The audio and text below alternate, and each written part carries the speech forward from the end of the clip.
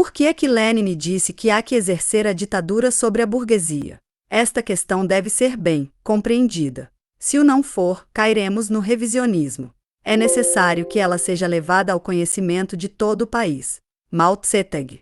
No momento presente, o nosso país pratica o sistema mercantil, e o sistema de salários é desigual, a 8 escalões pode ser restringido sob a ditadura do proletariado. É por isso que, se pessoas como Lin Piao acedem ao poder, é-lhes muito fácil instaurar o regime capitalista. Há, pois, que ler cada vez mais obras marxistas-leninistas. Mao Tse-tung. Falando da necessidade de bem compreender o problema da ditadura do proletariado sobre a burguesia, o presidente Mao indicou em termos explícitos: se pessoas como Lin Piao acedem ao poder, é-lhes muito fácil instaurar o regime capitalista. Há, pois, que ler cada vez mais obras marxistas-leninistas. Põe-se, pois, um problema de extrema importância. Qual é, em que consiste a natureza de classe de pessoas como Lin Piao? E a partir de que base social nasceu a camarilha antipartido de Lin Piao? Sem dúvida que uma boa compreensão deste problema é absolutamente indispensável para consolidar a ditadura do proletariado e prevenir uma restauração do capitalismo, para aplicar com firmeza a linha fundamental do partido no período histórico do socialismo e criar gradualmente as condições para que a burguesia não possa existir nem restaurar-se. Como todos os revisionistas e todas as correntes de ideias revisionistas, Lin Piao e a sua linha revisionista não constituem um fenômeno fortuito. Existe uma base de classe social que engendrou este punhado de indivíduos, extremamente isolados no partido, no exército e entre o povo, que se denominaram a si mesmos corcéis celestes percorrendo livremente o espaço. A camarilha antipartido de Lin Piao encarnava os interesses dos senhores de terras e da burguesia destronados, e exprimia o desejo da reação abatida de derrubar a ditadura do proletariado e de restaurar a ditadura da burguesia. Este ponto é bem claro. Esta camarilha opunha-se à grande revolução cultural proletária, tinha um ódio visceral ao sistema socialista de ditadura do proletariado dentro do nosso país, que ela apelidava caluniosamente de ditadura feudal e de reino do primeiro imperador da dinastia Qin do nosso tempo. Ela queria fazer com que os senhores de terras, os camponeses ricos, os contra-revolucionários, os maus elementos e os direitistas fossem autenticamente libertados sob os planos político e econômico, isto é, transformar nos domínios político e econômico a ditadura do proletariado em ditadura dos senhores de terras e da burguesia compradora, transformar o regime socialista em regime capitalista. Como agente, no seio do partido, da burguesia que se obstina em operar a restauração. A camarilha antipartido de Lin Piao atingiu o ponto de loucura nos seus ataques contra o partido e contra a ditadura do proletariado, chegando a criar organizações de agentes secretos e a tramar um golpe de Estado contra-revolucionário armado. Uma tal raiva mostra que os reacionários, que perderam o poder e foram desapossados dos seus meios de produção, recorrerão a todos os processos possíveis para recuperar as suas posições de classe exploradora. Vimos como é que depois da sua derrota no plano político e ideológico, Lin Piao, como um jogador exasperado, tentou devorar o proletariado e arriscou tudo por tudo, indo até ao ponto de trair a pátria e passar-se ao inimigo. Com muita paciência, o presidente Mao e o comitê central do partido educaram-no e esperaram poder recuperá-lo. Mas nada pôde fazer mudar a sua natureza, que era a de um contra-revolucionário. Tudo isto reflete a luta de vida ou de morte que se trava sob a ditadura do proletariado, entre as duas classes antagônicas, o proletariado e a burguesia, luta que vai ainda durar muito tempo. Enquanto as classes reacionárias destronadas continuarem a existir, no seio do partido, como na sociedade, poderão manifestar-se representantes da burguesia que procuram traduzir em actos os seus anseios de restauração. Devemos, pois, redobrar de vigilância, descobrir e esmagar toda e qualquer conspiração urdida pela reação do interior e do exterior, e não nos deixarmos, em caso algum, cair na despreocupação. No entanto, uma tal compreensão das coisas ainda não abarca o conjunto do problema. A camarilha antipartido de Lin Piao encarnava não só as esperanças de restauração dos senhores de terras e da burguesia destronados, mas também as esperanças dos novos elementos burgueses gerados na sociedade socialista que procuram usurpar o poder. Os elementos desta camarilha apresentam características próprias aos novos elementos burgueses, um certo número deles são eles próprios elementos desses. Enquanto que algumas das suas palavras de ordem respondem às necessidades e traduzem as aspirações dos elementos burgueses e dos indivíduos desejosos de seguirem a via capitalista, os quais, todos, exigem que se desenvolva o capitalismo. É sobre este segundo aspecto que temos que levar mais longe a nossa análise. O presidente Mao indicou. Lenin disse: a pequena produção engendra o capitalismo e a burguesia constantemente, todos os dias, todas as horas, espontaneamente e em vastas proporções. O mesmo se passa com uma parte da classe operária, com uma parte dos comunistas. O estilo de vida burguês manifesta-se tanto no seio do proletariado como entre o pessoal dos organismos. Alguns membros da camarilha antipartido de Lin Piao são justamente desses representantes da burguesia e do capitalismo recentemente gerados. Lin Likuo, filho de Lin Piao, NT, e a sua pequena frota. Nome de código de uma organização de agentes secretos, NT, nomeadamente, não são nada menos do que elementos burgueses e elementos contra-revolucionários, antissocialistas, gerados na sociedade socialista. A influência da burguesia e a do imperialismo e do revisionismo internacionais são a fonte política e ideológica de novos elementos burgueses.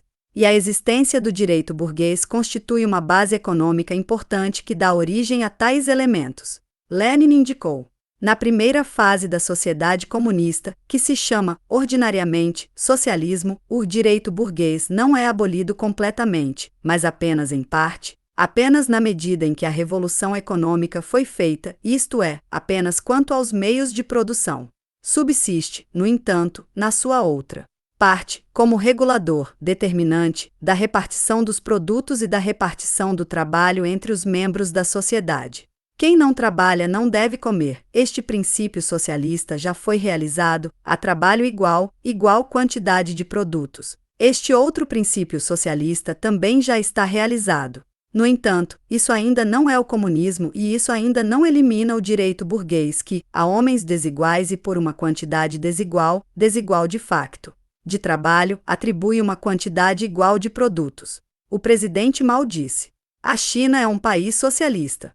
Antes da libertação, era mais ou menos como o capitalismo. Ainda agora se pratica o sistema dos salários a 8 escalões, a repartição segundo o trabalho, a troca por intermédio da moeda e tudo isso não difere muito da antiga sociedade. A diferença é que o sistema de propriedade mudou.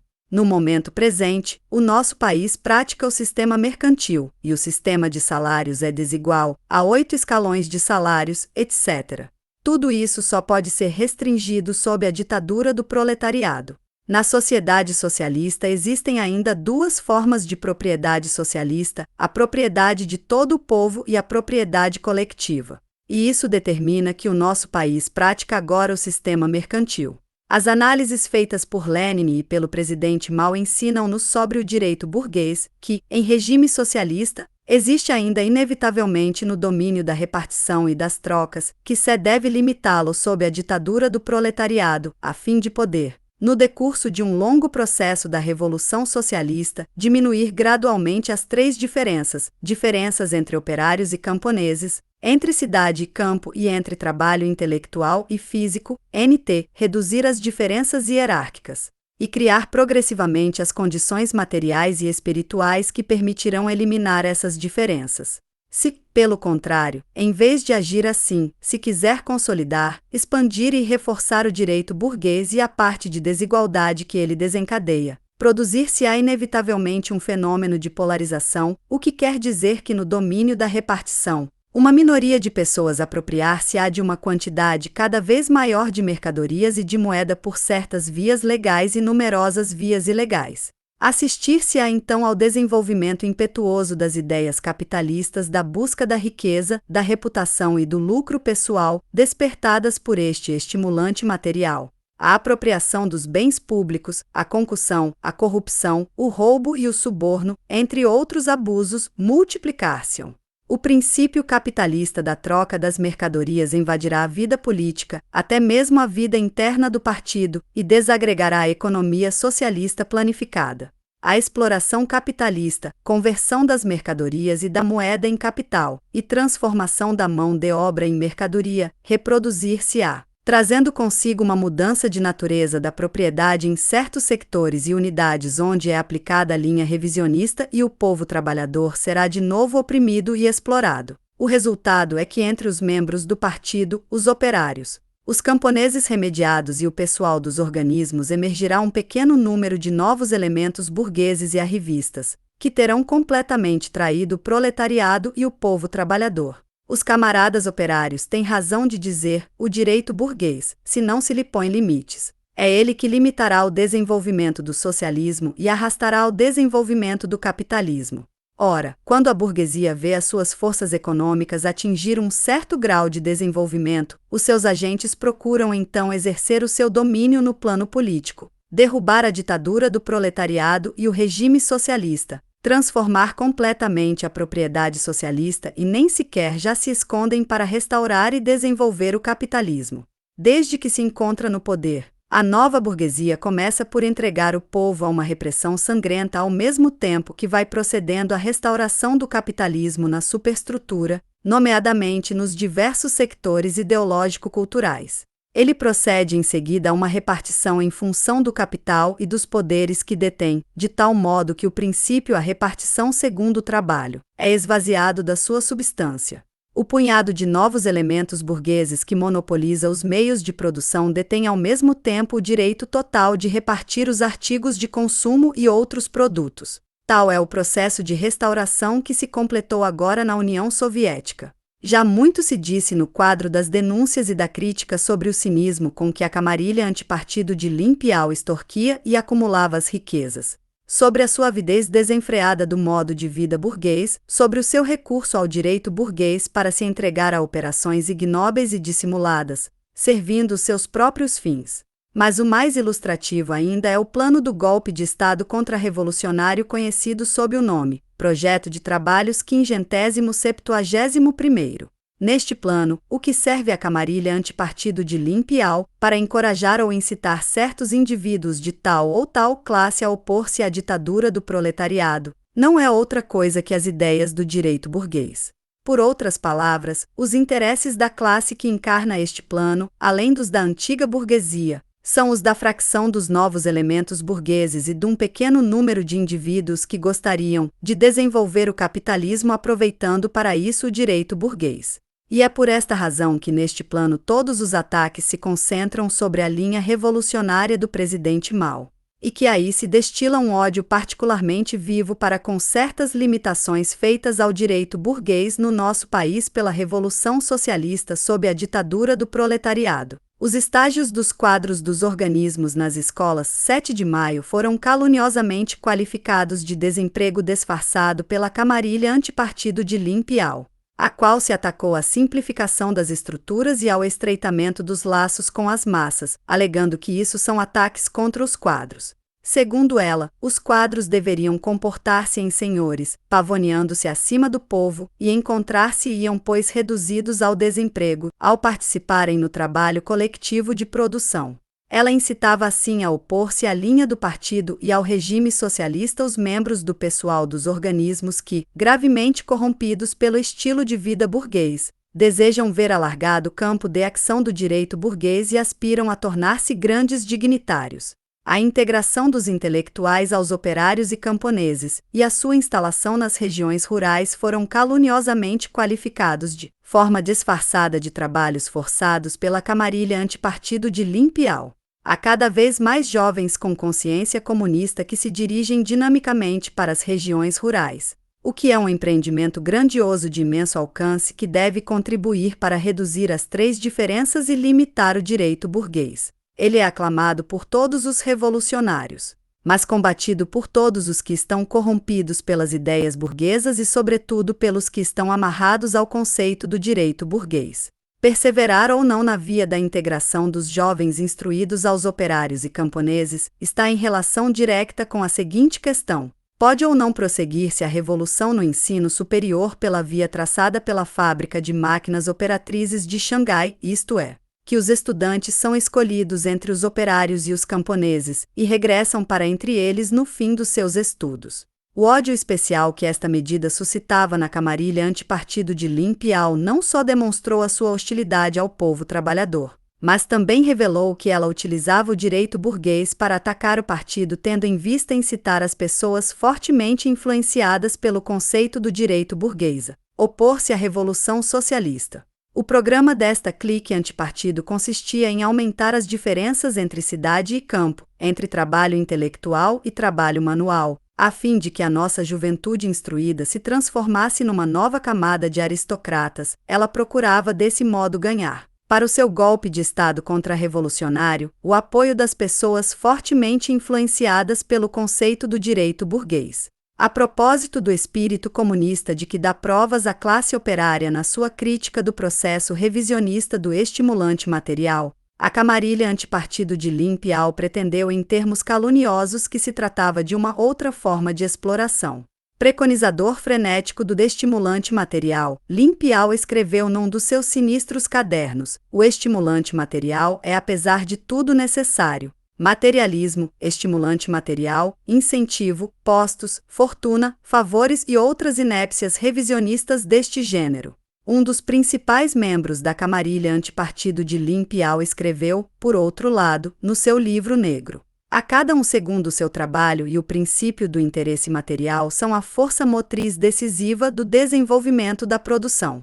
Na aparência, eles preconizavam a estimulação dos operários por meio do dinheiro. Na realidade, queriam alargar cada vez mais as diferenças hierárquicas entre os operários, formar e pôr a seu soldo, no seio da classe operária, uma camada privilegiada minoritária que trairia a ditadura do proletariado e os interesses da classe operária, tendo por fim quebrar a unidade da classe operária. Eles procuravam corromper os operários difundindo a concepção burguesa do mundo e converter o pequeno número daqueles que, no seio da classe operária, são mais particularmente influenciados pelas ideias do direito burguês, numa das forças que o teriam apoiado contra a ditadura do proletariado. Lin Piao e os seus iguais serviam-se muito especialmente dos salários para atrair os jovens operários. Era a maquinação que eles tinham resumido nesta fórmula: incentivo, postos, fortuna, favores. Isso ensina-nos pelo exemplo negativo que os jovens operários,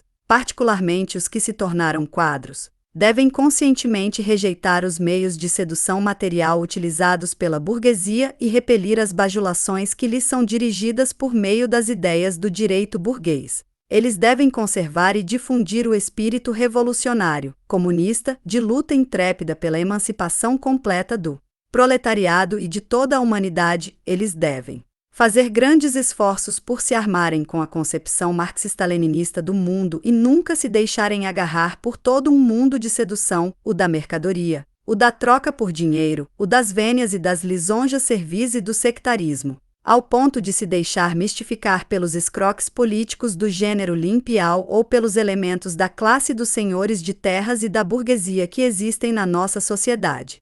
Sob pretexto de se preocuparem com os jovens operários, Lin Piao e os seus iguais aplicavam-se de facto a estimulá-los para que eles se lançassem na via capitalista, e pode dizer-se que se trata aí de um delito de incitação no plano político. No primeiro plano da cena, os elementos burgueses recentemente gerados e que têm pouca experiência achincalham a disciplina e violam as leis, enquanto que os burgueses da velha guarda, muito astutos, puxam os cordelinhos nos bastidores. É um fenômeno frequente na luta de classes que se desenrola atualmente na nossa sociedade.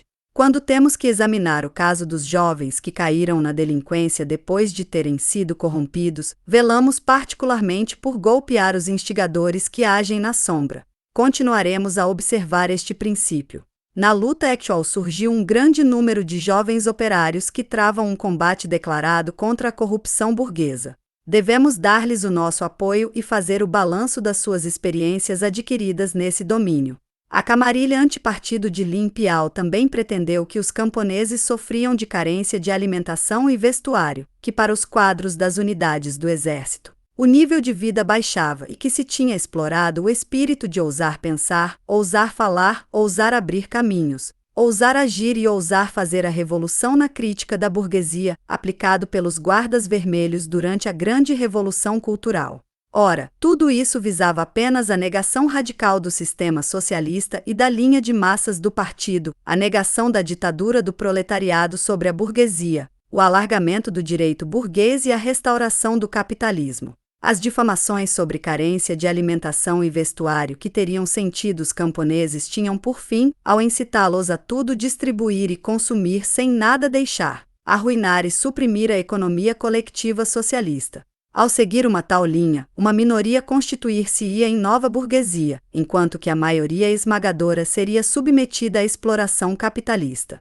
Situação que satisfaria plenamente as aspirações dos senhores de terras, dos camponeses ricos e de uma parte dos camponeses médios abastados que enveredam pela via capitalista nas zonas rurais. Agora, podemos ver o que a edificação de um verdadeiro socialismo significava na boca de Lin Piao.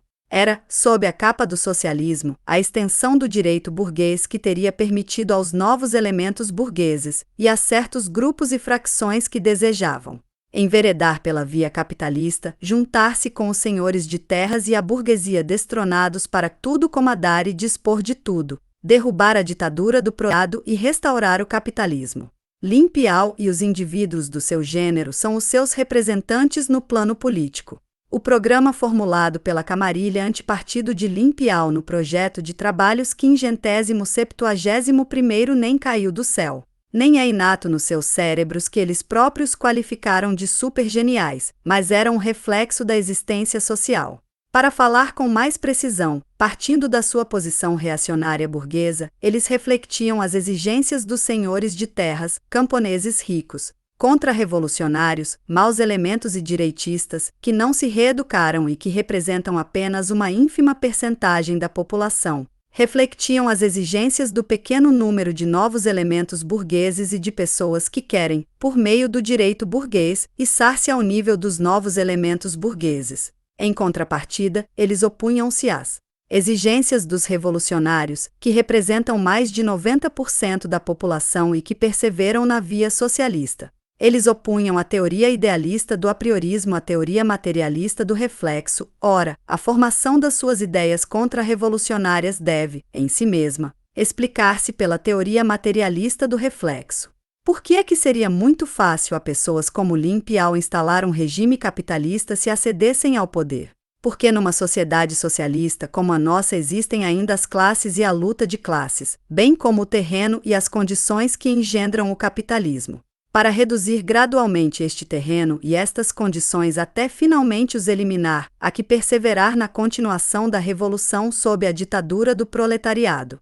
Esta tarefa que incumbe ao destacamento de vanguarda do proletariado guiado pela linha revolucionária do presidente Mao, só poderá ser realizada ao preço de esforços persistentes de várias gerações. Portanto, há que seguir com constância a linha fundamental do partido, elevar o nível de consciência política da classe operária, consolidar a aliança dos operários e camponeses, unir todas as forças susceptíveis de serem unidas, unir e dirigir as largas massas revolucionárias na transformação consciente da sua concepção do mundo pela prática da luta contra os inimigos de classe e dos três grandes movimentos revolucionários, a luta de classes, a luta pela produção e a experimentação científica. NT. Após que consolidar e desenvolver a propriedade socialista de todo o povo e a propriedade coletiva socialista das massas trabalhadoras, impedir uma restauração do que foi suprimido do direito burguês no domínio do sistema de propriedade, continuar a cumprir, gradualmente e durante um período bastante longo, a tarefa que permanece inacabada no domínio da transformação da propriedade, quanto aos outros dois aspectos das relações de produção, as relações entre os homens e as relações de repartição, há que restringir o direito burguês, criticar as ideias do direito burguês e debilitar incessantemente a base que dá origem ao capitalismo. Após que prosseguir a revolução no domínio da superestrutura, aprofundar a crítica do revisionismo e da burguesia, de maneira que o proletariado possa exercer a sua ditadura integral sobre a burguesia. No decurso da viagem de inspeção que realizou em agosto e setembro de 1971 nas diferentes regiões, o presidente Mao disse: há 50 anos que cantamos a Internacional, e no nosso partido por 10 vezes apareceram pessoas que procuraram criar a cisão. Em minha opinião, isso poderá ainda repetir-se 10 vezes, 20 vezes, 30 vezes, não acreditam? Podem não acreditar, mas eu, em todo caso, acredito. Será que as lutas desaparecerão com o advento do comunismo? Estou persuadido que não. Existirão ainda sob o comunismo, só que serão apenas lutas entre o novo e o antigo, entre o que é justo e o que é errado, eis tudo. Mesmo dentro de dezenas de milhares de anos, o que está errado não será tolerado e nunca poderá resistir. Lenin tinha dito.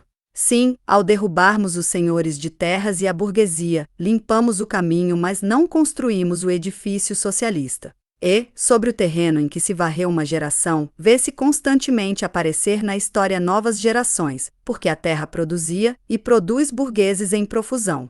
E os que veem a vitória sobre os capitalistas com o ponto de vista dos pequenos proprietários, eles embolsaram, agora é a nossa vez, são fonte de nova geração de burgueses. Lenin falava do caráter prolongado da luta de classes na sociedade. O presidente Mao, por seu lado, fala do caráter prolongado da luta entre as duas linhas, que é o reflexo, no seio do partido, dessa luta de classes. Devemos, por meio desta luta de classes e desta luta entre as duas linhas, desmantelar incessantemente os procedimentos a que recorrem a burguesia e os seus representantes para praticar o revisionismo, agir em favor da cisão e tramar maquinações. Só assim podemos criar gradualmente as condições em que a burguesia não possa existir nem restaurar-se, e finalmente suprimir as classes. É a obra grandiosa cuja realização nos exige toda a época histórica da ditadura do proletariado. Os novos elementos burgueses, gerados sob a ação corrosiva das ideias burguesas e como consequência da existência do direito burguês, têm em geral as características políticas dos elementos de duas caras e de arrivistas.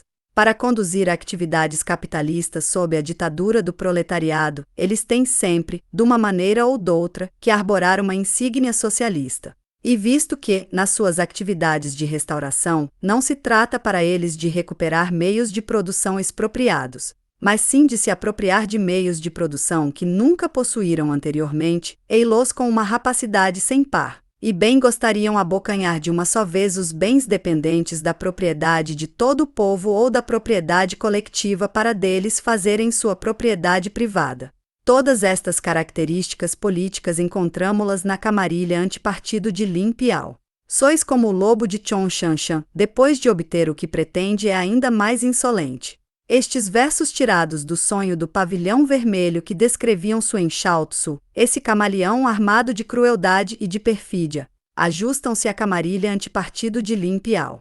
Antes de obter o que pretende, de ter assumido uma parte do poder político e econômico, Lin Piao recorrer a uma dupla tática contra-revolucionária para enganar o partido e as massas, e explorar a força do movimento de massas ao serviço dos seus objetivos pessoais.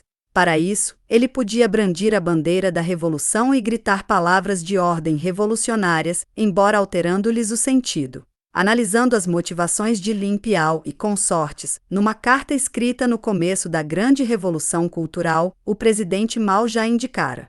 Suponho que o que eles pretendem é utilizar Jiang Kuei para combater os demônios. Jiang Kuei é um personagem lendário que passava por ter o poder de exorcizar os demônios, NT. Esta frase explica muito bem o fenômeno que acabamos de descrever. Era como utilizar um tijolo para bater a porta e, uma vez a porta aberta, dar meia volta e desembaraçar-se dele raivosamente. Praticar a dupla tática contra-revolucionária, ou agitar a bandeira vermelha para combater a bandeira vermelha, ou proferir palavras elogiosas em face e apunhalar pelas costas, ou, como dizia a própria camarilha antipartido de Lin Piao, atacar as forças do presidente Mao brandindo a bandeira do presidente Mao, eis outras tantas maneiras de qualificar uma maneira de agir. A camarilha antipartido de Lin Piao começou a desenfrear-se quando considerou, como ela própria afirmou, que após vários anos de preparativos, tinha-se elevado bastante o nível ideológico, organizacional e militar, e dispunha-se já de uma certa base ideológica e material. Nas unidades e sectores que detinha e controlava, ela transformou a propriedade pública socialista em sua propriedade privada, revelou de maneira cada vez mais flagrante as suas ambições políticas, ambições que tendiam a desenvolver-se à medida que ela fosse obtendo o que pretendia, do mesmo modo que a cupidez da burguesia aumenta em função do capital acumulado. Um processo sem limites. Analisando a burguesia, Marx disse: como capitalista, ele não é mais do que capital personificado. A sua alma é a alma do capital. Na sua qualidade de representante da burguesia dentro do nosso partido, Lin Piao também tinha apenas uma alma burguesa que representava simultaneamente a alma da velha burguesia que, tendo sido abatida, sonha com a sua restauração, e a alma da nova burguesia que, nascente, alimenta a louca ambição de dominar. Partindo da análise de classe, podemos distinguir nitidamente a origem de todas as atividades políticas regressivas e contra-revolucionárias de Lin Piao e seus iguais. Apregoando a doutrina de Confúcio e de Mêncio, traindo o partido e o povo chinês e procurando a proteção do social imperialismo, eles não faziam mais do que seguir o exemplo da burguesia compradora chinesa que venerava Confúcio e traía a pátria. Ao maquinarem febrilmente um golpe de Estado contra-revolucionário, não faziam mais do que adoptar um meio já utilizado numerosas vezes e que ainda continua sendo utilizado pela burguesia de muitos países do mundo. A tarefa que nos incumbe consiste, por um lado, em reduzir gradualmente o terreno que origina a burguesia e o capitalismo, e por outro, em distinguir a tempo os novos elementos burgueses do tipo Lin Piao logo que se formam ou estão em vias de formação. É nisso precisamente que reside a importância do estudo do marxismo-leninismo pensamento Mao Tse-tung.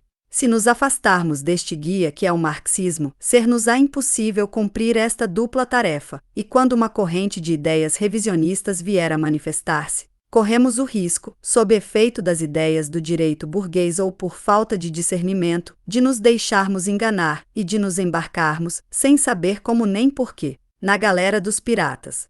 Se não, como explicar então que quando uma linha revisionista surge, haja gente para seguir?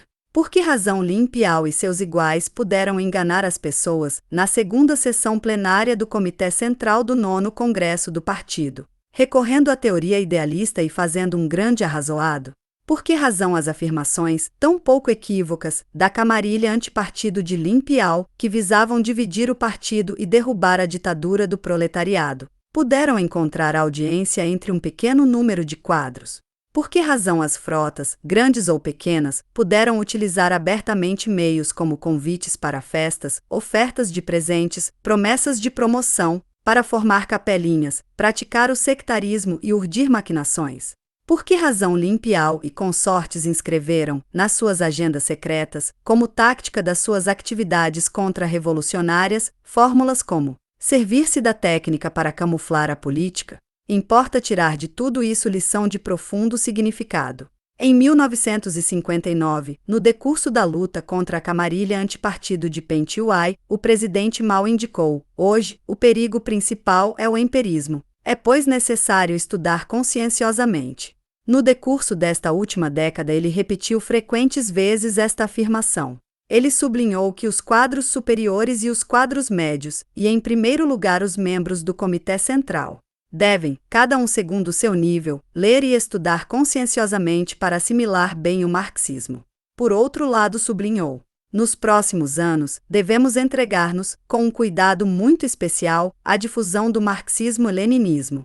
Depois da queda da camarilha antipartido de Lin Piao, ele ainda fez notar uma vez mais: eu aconselho seriamente os camaradas a que leiam um pouco. Quando, ultimamente, falou da ditadura do proletariado, o presidente Mao sublinhou uma vez mais esta necessidade. Que preciosos são para nós estes ensinamentos cheios de solicitude, tão profundos e tantas vezes repetidos. Todos os camaradas do partido, particularmente os quadros superiores, devem considerar este estudo como um problema capital, de que depende a consolidação da ditadura do proletariado e atribuir-lhe por consequência toda a atenção que merece. Em primeiro lugar, devem eles próprios estudar bem as teses e as principais obras de Marx, Engels, Lenin e do presidente Mao sobre a ditadura do proletariado e delas adquirir uma perfeita compreensão, esforçar-se por explicar as questões ligando a teoria à prática. Eles devem rejeitar, tanto no plano ideológico como nos actos, as ideias e o comportamento burgueses que os afastam das massas, para se integrarem a elas. Eles devem ser os autênticos promotores das novas realidades socialistas, saber discernir a ação corrosiva do capitalismo e ousar resistir-lhe. É preciso desenvolver e continuar a gloriosa tradição de vida simples e de trabalho árduo que se implantou no nosso partido há dezenas de anos. Devemos manter-nos ao corrente da situação, estudar as medidas políticas, inclusive as que dizem respeito aos assuntos econômicos. Fazer a revolução e promover a produção, aperfeiçoar o nosso trabalho, preparar-nos ativamente em previsão de uma guerra. Eis o princípio que temos aplicado com sucesso e que devemos continuar a aplicar. É preciso distinguir atentamente entre os dois tipos de contradição de natureza diferente e atacar com precisão e firmeza o reduzido número de maus elementos. Quanto às influências capitalistas que se notam entre as massas, é preciso vencê-las aplicando a fórmula unidade crítica unidade, principalmente recorrendo aos métodos seguintes: estudo e elevação do nível de consciência, apoio às iniciativas de vanguarda, boicotando resolutamente o capitalismo, evocação do passado para o comparar ao presente, persuasão e educação, crítica e autocrítica, para conseguir unir os 95% dos quadros e das massas. Na crítica das tendências capitalistas, há que mobilizar amplamente a opinião, ganhar para nós a maioria, encorajar a tomada de consciência e dar uma orientação positiva. Quanto aos que já se enterraram profundamente no lodaçal do capitalismo, é preciso gritar-lhes com força: corrige-te depressa, camarada. Indicamos no princípio deste artigo que a camarilha antipartido de Lin Piao estava totalmente isolada no meio do povo. A fim de analisar o aparecimento desta camarilha sob o ângulo da sua origem de classe, mostramos o terreno e as condições que puderam dar-lhe origem. Tendo exposto este aspecto do problema, devemos fazer notar igualmente que a camarilha antipartido de Lin Piao era, pela sua própria natureza, muito vulnerável. Como todos os reacionários, era apenas um tigre de papel. Em toda a sua atividade contra-revolucionária, ela só acumulou uma série de derrotas e não de vitórias, e colocou-se numa situação insustentável. O regime socialista substituir-se-á inelutavelmente ao capitalismo, o comunismo triunfará inevitavelmente no mundo inteiro. Isto é uma lei objetiva independente da vontade humana. A sociedade socialista saiu das entranhas da antiga sociedade e, por consequência, é uma sociedade que, sob todos os aspectos, econômico, moral, intelectual, traz ainda os estigmas da antiga sociedade de cujas entranhas saiu. Não há nisso nada de surpreendente. A história destes últimos 25 anos ensina-nos, enquanto mantivermos a ditadura do proletariado, a doutrina do presidente Mao sobre a continuação da revolução sob a ditadura do proletariado e a linha, os princípios e as medidas políticas que o presidente Mao nos fixou para conduzir a revolução socialista, estaremos em condições de esmagar a resistência do inimigo de classe, de reduzir progressivamente todos esses estigmas e de alcançar incessantemente novas vitórias. Hoje, a situação excelente caracterizada por este pleno desenvolvimento e prosperidade da nossa causa socialista oferece um contraste chocante com a desagregação que prossegue. No seio do imperialismo e do social-imperialismo, abraços com dificuldades internas e externas. A diretiva que o presidente Mao acaba de nos dar sobre a teoria permitir-nos a compreender melhor, tanto na teoria como na prática, as tarefas históricas da ditadura do proletariado e os meios de as realizar. Ela contribuirá consideravelmente para a consolidação da ditadura do proletariado, o aprofundamento da revolução socialista, o desenvolvimento da edificação socialista, a estabilidade e a unidade de todo o país. Os comunistas chineses estão confiantes, o proletariado e o povo revolucionário chinês estão confiantes. Sob a direção do partido, unidos como um só homem, lançam-se com dinamismo na luta para prevenir e combater o revisionismo. A história da Revolução Chinesa é a história em que o povo revolucionário avança para a vitória através de uma luta cheia de vicissitudes e em que a reação corre para a desgraça através de um medir de forças muitas vezes repetido. Como resumiu o presidente Mao. Na China, desde que o imperador foi derrubado em 1911, a reação nunca pôde conservar o poder durante muito tempo. No máximo 20 anos, Chiang Kai-shek. Ele também caiu quando o povo se insurgiu. Foi abusando da confiança que Sayacen depositava nele e, além disso, abrindo a Academia Militar de Whampoa e reunindo à sua volta um grande número de reacionários que Chiang Kai-shek fez carreira. Quando se voltou contra o Partido Comunista, os senhores de terras e a burguesia na sua quase totalidade apoiaram-no. Além disso, como naquela altura o Partido Comunista não tinha experiência, ele ficou encantado por poder impor-se por um certo tempo. No entanto, no decurso desses 20 anos nunca conseguiu unificar o país. Houve a guerra entre os dois partidos, o Kuomintang e o Partido Comunista, as guerras entre o Kuomintang e as diferentes corjas de caudilhos militares, a Guerra Sino-Japonesa e, enfim, 4 anos de guerra civil de grande envergadura. Depois do que ele teve que fugir e refugiar-se numas ilhas. Se a direita desencadeia um golpe de Estado anticomunista na China, posso afirmar que ela também não gozará de tranquilidade. E é mesmo muito provável que o seu regime seja de curta duração, pois os revolucionários que representam os interesses do povo, que constitui mais de 90% da população, não a deixarão dominar. Em conclusão, são sempre estas duas mesmas frases: o futuro é radioso, mas a via é sinuosa. Avancemos valentemente na direção e pela via indicadas pelo presidente Mao.